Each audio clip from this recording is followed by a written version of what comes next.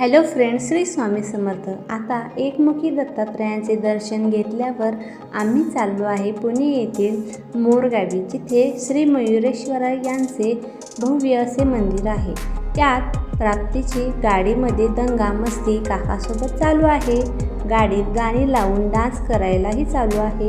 असा हा आमचा प्रवास श्री गणपती बाप्पांचे दर्शन घेण्यासाठी चालू आहे.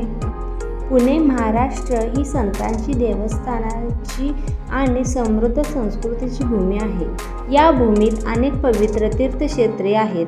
यापैकी अष्टविनायक मध्ये अग्रस्थान असलेले श्री मयुरेश्वर गणपती मंदिर हे अत्यंत एक महत्त्वाचे प्राचीन मंदिर आहे.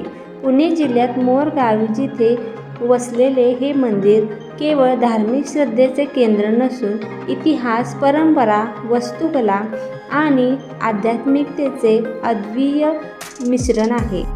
असा हा प्रवास करत आता पोहोचलो आहे मोरगावी.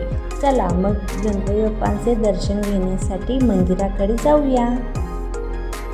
गणपती बाप्पा मोरया हा जयघोष संपूर्ण महाराष्ट्रात घुमत असतो आणि त्यामध्ये असलेली भावना या मयुरेश्वर गणपतीशी निगडीत आहे.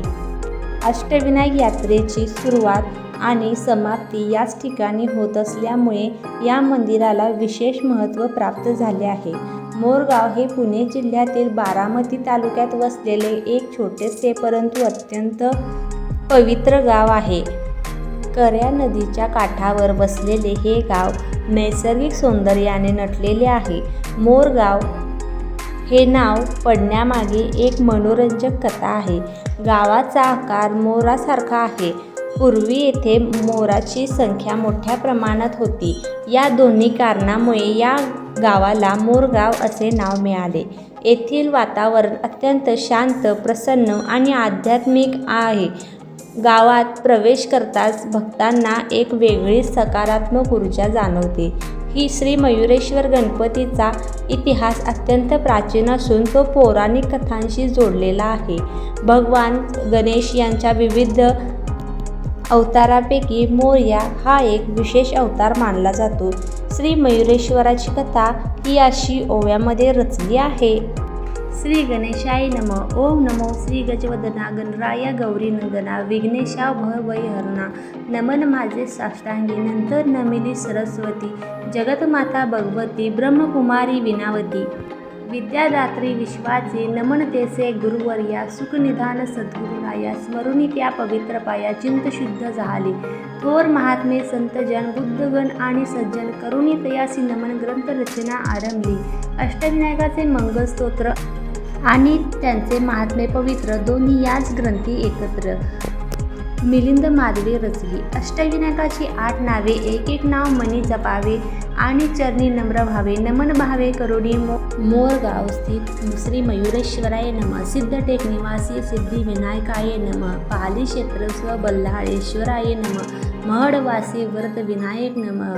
हेऊरेश्वर चिंतामणी गणेशाय नमः. लेनेंद्र स्वामी गिरिजात्मकाय नमः. ओझोर निवासनी विघ्नहराय नमः. रांजण ग्रामाधिपती शंकर वरदाय नमः. नंतर होऊनी स्थिरचित्त बैसुनी आसनी ध्यानस्थ स्मृतोमणी गिरिजासोद विविध रूपी गणेश. मुळारंभा गजानना गणाधीशा प्रसन्नवदना ब्रह्मरूपा मूषकवाहना मुहूर्तका गणपती. चिंतामणी गणेश्वरा ज्ञानरूपा मयुरेश्वरा जगत्पालका परशुधरा. ओंकाराशी चतुर्भुजा वक्रतुंडा लंबोदरा धर्मवर्णा सकल भयहरा. देवदेवेशा सिद्धिवरा महाबला हेरंबा. सुंदरवदना एकदंता विकटा गंधर्व पूजिता. सुमुखा सामसुता मंगलमूर्ती मोरया. नामे तुझी सहस्र अशी, अष्टरूपे परिणटलासी. 8 ठिकाणी अवतरलासी भक्तजन कारणे. एक ते देवस्थान स्वयंभू पुण्यक्षेत्र महान. करता स्मरण घेता दर्शन, इच्छा पूर्ण होत असे. गणपती हे महादेव जाज्वल आणि जागरूक. प्रसन्न होता मनोरथ सफल संपूर्ण होतील.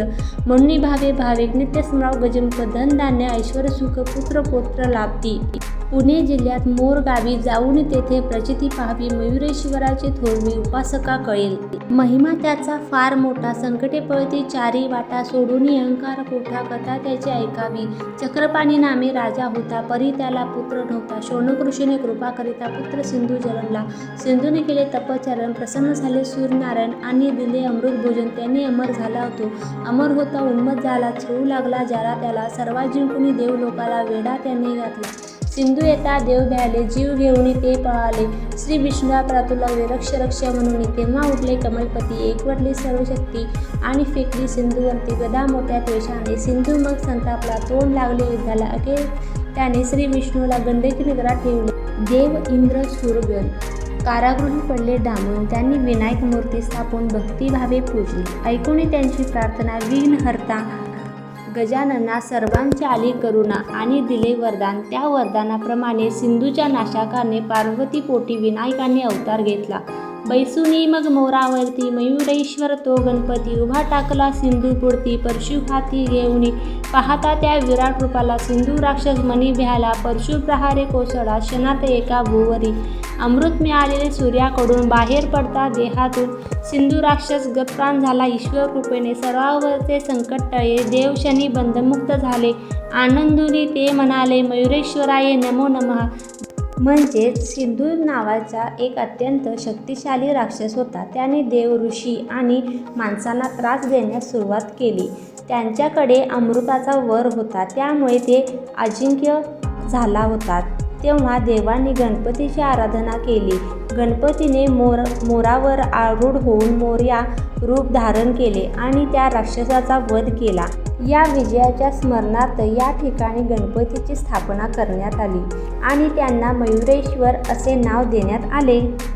अष्टविनायक यात्रा ही महाराष्ट्रातील एक प्रसिद्ध धार्मिक यात्रा आहे, ज्यामध्ये 8 गणपती मंदिरांना भेट दिली जाते. ही यात्रा मोरगाव येथील श्री मयुरेश्वर गणपतीपासून सुरू होते आणि शेवटी पुन्हा याच ठिकाणी समाप्त होते. अष्टविनायकातील इतर मंदिरांमध्ये सिद्धिविनायक, सिद्धटेक, पालीक्षेत्रचे बल्लाळेश्वर, महडचे वरदविनायक, थेऊरचे चिंतामणी, लेण्यांद्रीचे गिरिजात्मज, ओझरचे विघ्नहर, रांजणगावचे महागणपती या सर्व मंदिरांमध्ये मोरेश्वर गणपतीला प्रथम स्थान आहे. श्री मयुरेश्वर गणपतीची स्थापना इतिहासानुसार सध्याचे मंदिर 14 ते 17व्या शतकात बांधले गेले. मंदिराच्या विकासात संतांचा मोठा वाटा आहे. मोरया गोसावी हे गणपतीचे महान भक्त होत. त्यांनी या मंदिराची ख्याती वाढवली आणि भक्तांची परंपरा रुजवली. त्यांच्या नावामुळे गणपती बाप्पा मोरया हा जयघोष प्रसिद्ध झाला. मंदिराचा इतिहास केवळ पौराणिक नसून ऐतिहासिकदृष्ट्याही समृद्ध आहे. यादव काळात मंदिराचे अस्तित्व होते असे मानले जाते. पेशव्यांच्या काळात मंदिराचा मोठ्या प्रमाणात विकास झाला. मराठा साम्राज्यातील सरदार आणि राजे येथे नेहमी दर्शनासाठी येत असत. पेशवे गणपतीचे भक्त होते, त्यामुळे त्यांनी या मंदिरात विशेष आश्रय दिला. श्री मयुरेश्वर गणपती मंदिराची वास्तुकला अत्यंत आकर्षक आणि भव्य आहे. मंदिर दगडी बांधकामात असून त्याला चारही बाजूला उंच भिंती आहेत, ज्या किल्ल्यासारख्या दिसतात. मंदिराला 4 प्रवेशद्वार आहेत, जी 4 दिशांनी आहेत. मंदिराच्या प्रवेशद्वारावर नगारखाना आहे. मंदिराच्या आवारात दीपमाळा आणि मंडप आहेत. मुख्य गाभाऱ्यात गणपतीची मूर्ती प्रतिष्ठित आहे. मंदिराच्या गाभाऱ्यातील वातावरण अत्यंत शांत आणि पवित्र आहे, जे भाविकांच्या मनाला समाधान देते. मंदिरातील गणपतीची मूर्ती ही स्वयंभू म्हणजे स्वतः प्रकट झालेली आहे. मूर्ती काळ्या दगडाची असून तिची सोंड डाव्या बाजूला वळलेली आहे. डोक्यावर नागाचा फणा आहे. डोळे आणि नाभीत हिरा जडलेला आहे. मूर्तीवर शेंदूर लावलेले असते. गणपतीची मूर्ती अत्यंत आकर्षक आणि भक्तिभाव जागृत करणारी आहे. असेही आम्ही गणपती बाप्पांचे दर्शन घेऊन इथे बसलो आहोत। श्री मयुरेश्वर गणपती हे भक्तांच्या सर्व इच्छा पूर्ण करणारे देव मानले जातात। कोणत्याही शुभ कार्याची सुरुवात करण्यापूर्वी गणपतीचे स्मरण केले जाते, त्यामुळे ते दर्शन घेणे अत्यंत शुभ मानले जाते। लग्न, नोकरी, व्यवसाय, शिक्षण यासाठी लोक येथे नवस करतात। अडथळे दूर करण्यासाठी गणपतीची पूजा केली जाते। गणेश चतुर्थीला विशेष पूजा केली जाते। या मंदिरात अनेक धार्मिक अत्यंत मोठ्या उत्साहात साजरे केले जातात। गणेश चतुर्थीला येथे सर्वात मोठा उत्सव आहे। या दिवशी हजारो भाविक दर्शनासाठी येतात। माघ शुद्ध चतुर्थी हा उत्साहही अत्यंत महत्त्वाचा आहे आणि मोठ्या प्रमाणात साजरा केला जातो। गणपतीची पालखी गावात फिरवली जाते, त्यामध्ये मोठ्या प्रमाणात भक्त सहभागी होतात। मंदिरात दररोज विविध पूजा केल्या जातात। काकड आरती, महापूजा, धूप आरती, शेत आरती, भाविकांना अभिषेक, नवस आणि विशेष पूजा करण्याची सुविधा उपलब्ध आहे। हे मंदिर केवळ धार्मिकच नाही तर सामाजिक आणि सांस्कृतिकदृष्ट्याही महत्त्वाचे आहे। गावातील लोकांच्या जीवनाचा केंद्रबिंदू आणि धार्मिक पर्यटकाला चालना, स्थानिक अर्थव्यवस्थेला मदत या मंदिरामुळे होते। मोरगाव येथे जाण्यासाठी पुण्याहून बस आणि खाजगी वाहनांची सोय आहे। जवळचे रेल्वे स्टेशनही पुणे आहे। रस्ते चांगले असल्यामुळे प्रवास सोयीस्कर आणि भाविकांसाठी येथे निवास व्यवस्था, भोजन व्यवस्था, प्रसाद व्यवस्था आहे। श्री मयुरेश्वर गणपती मंदिर हे महाराष्ट्रातील एक अत्यंत पवित्र आणि ऐतिहासिक स्थान आहे।